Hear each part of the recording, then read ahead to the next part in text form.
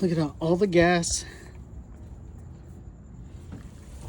is on the floor, and the stabbed the tank. Look at that.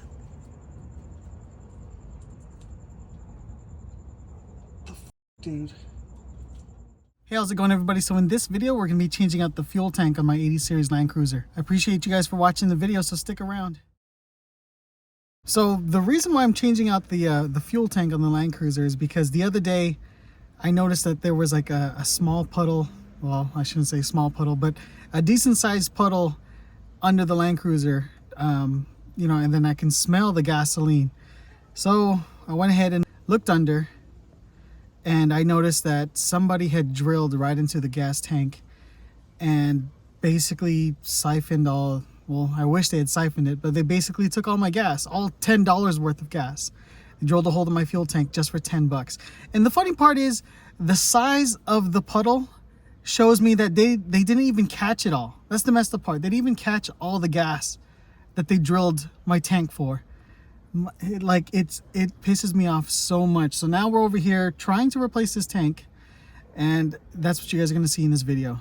So lucky enough, I was able to find a gas tank on Instagram. Yeah, shout out to Wonder Off-Road. He really helped it out, you know. Gave me such a great price for a tank that's like in great condition, and you know, I really appreciate you, brother. So we start by removing these seats. Apparently there's only the 2 bolts in the front. The seat kind of just drops out here.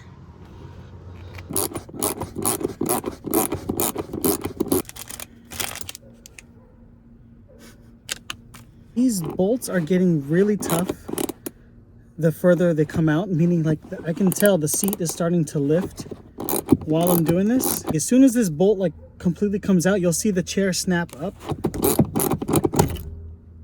You know, you heard that pop? And you're gonna hit this and then lift. Only thing left to do is to pull the carpet back to expose the access panel for the sending unit. Oh, you know what we're gonna have to do is we're gonna slide this sleeping platform back a little bit. You know, lift up this flap. So now all you have to do is lift this part up. So the back part of the carpet sits over it. It's a flap. And then just pull back. This is the access panel I'm talking about. 3 screws, 3 little Phillips. These screws look brand new, to be honest. All right, so here's the top of the sending unit. From what I know, remove these fuel lines. Remove that screw. The fuel line there. You're removing these screws there. This one's scaring me. This one's kind of like, looks like it's been kind of chewed up. 8mm. That fits perfectly there. Right. Move this fuel line. Make sure it's broke. Hope it doesn't shoot me in the face. All right, guys, so that only took maybe about 45 minutes just because I was trying to figure everything out. All right, so our next step is to remove this banjo nut, just so that this whole hard line right here can come off of the sending unit. We already unplugged this hose, tucked it back. We already unplugged this clip. So if you're just replacing the fuel filter, or I'm sorry, the fuel pump, or if you're replacing the sending unit, you would just remove it from here. But since we're changing the whole tank, we're gonna drop the whole tank and then remove the sending unit. 17mm.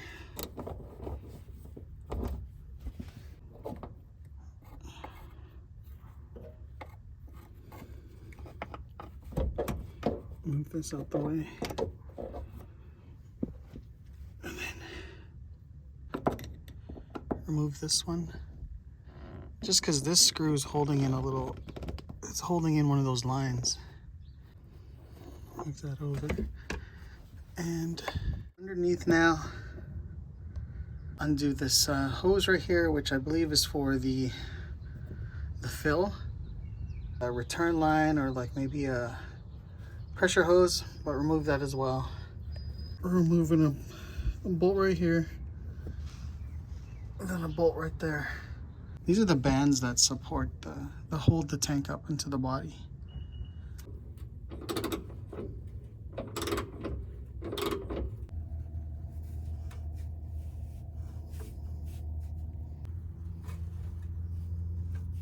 This is probably the hardest part so far.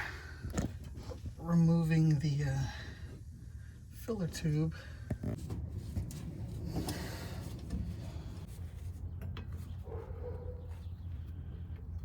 And this is a 15. Why is there differential fluid coming out? Yeah, keep going. Keep going slowly though.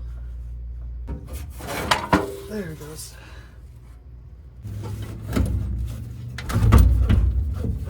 Got the old tank out, waiting for it to dry. And I pulled the sending unit off. Just be careful when you're doing it so you don't ruin the gasket that's on there. I mean, mine still looks like it's great, so I'm not going to replace it, but you probably should if you do this.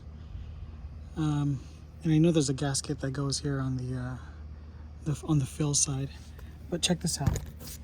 Problem here is I think the inside is pretty rusted out.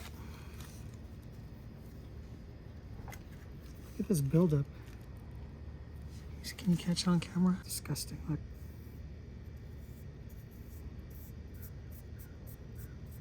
But it looks like this pump has been replaced already. Someone's been in here before.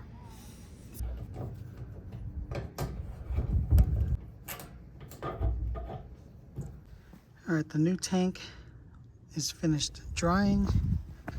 I have a little bit of a wet spot. I'm gonna make sure that gasket's not messed up. This one's still relatively good condition, but check out the rust.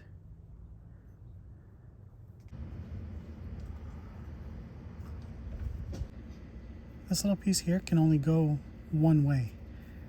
There's a little notch right here, and then inside the tank it drops down. There's only one way to do it. Okay, everything's been swapped over. Got the tank in, fuel lines are all connected. Well, I gotta reinstall the hose for the sending unit, but all of that's in pretty much. Forgot, gotta reconnect the drive shaft.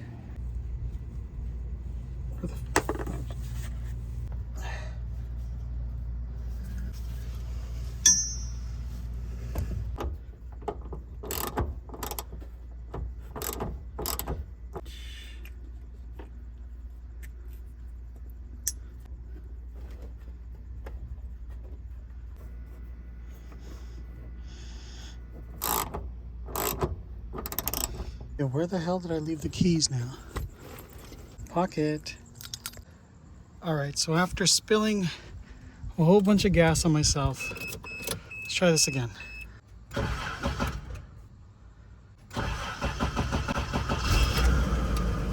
Oh, hell yeah.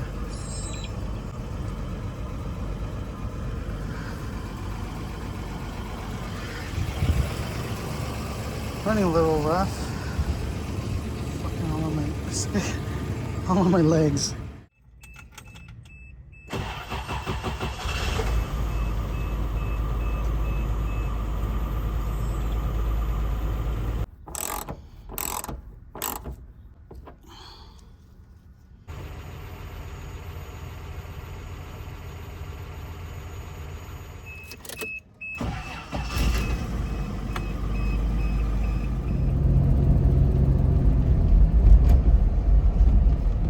Okay, so it's been a couple days now, and I'm happy to say that everything has worked out. The 96 tank does work in the 91. The mounting holes are exactly the same. The 91 sending unit, fuel pump, everything plugs in perfectly, transitions perfectly over to a 96 tank. And that's the part I was worried about, because I was hearing mixed advice, basically. Some people were telling me that no, the 96 will fit, but the sending unit won't work with the 96. So I'm happy to say that it's working, it's running great, and there's no more hole in my gas tank. So thanks a lot for watching, guys. I hope you guys were able to learn something. I hope you were able to use this information with your 80. So again, I appreciate it. If you liked the video, please give it a thumbs up and consider subscribing. Thanks a lot.